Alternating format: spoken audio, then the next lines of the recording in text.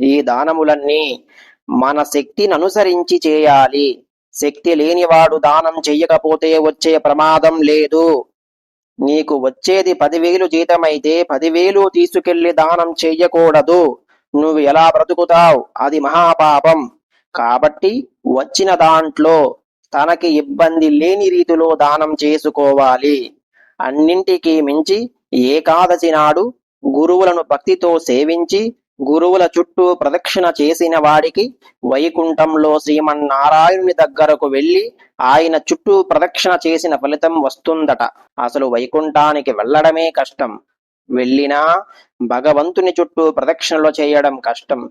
కానీ వైకుంఠమునకు వెళ్లి భగవంతుడైన శ్రీమన్నారాయణుడిని లక్ష్మీ సమేతంగా దర్శనం చేసుకుని లక్ష్మీనారాయణులకు ప్రదక్షిణం చేయడం వల్ల వచ్చే ఫలితం ఏకాదశి నాడు గురు ప్రదక్షిణ వల్ల వస్తుంది.